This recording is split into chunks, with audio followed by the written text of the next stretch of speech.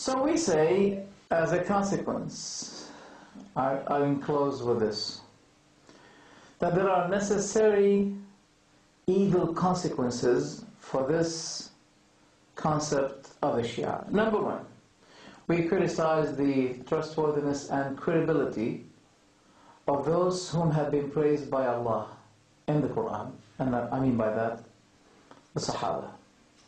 Amazingly, only 3 of the Sahaba remained Muslims after the Prophet's death, according to the Shia. And the others, they became kafir. And how good this would be for the opponents of Islam by saying to them, you claim that this book was written, compiled, collected by those companions who became kafir.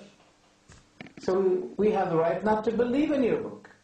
Because the Shia say that those companions, doubting the credibility of those companions will lead to the doubt against the book they collected.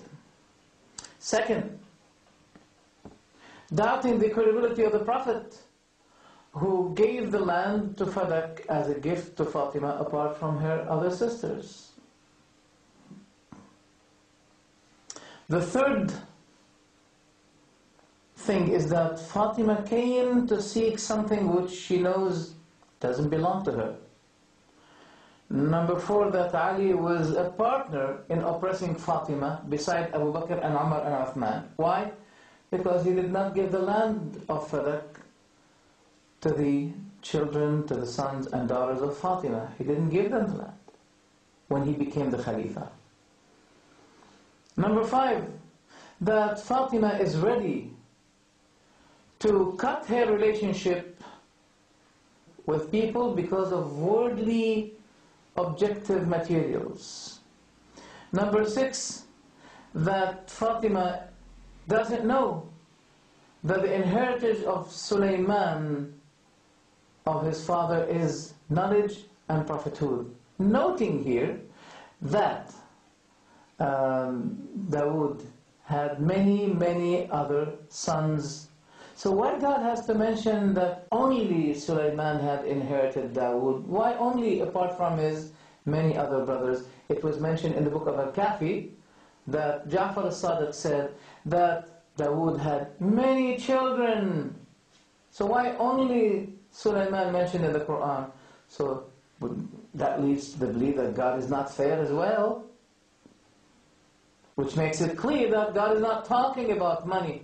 And what is the value? What is the benefit? I mean, what is the point of mentioning in the Quran, revealing to the Prophet, verses to tell us that Sulaiman inherited the money and the property of his father?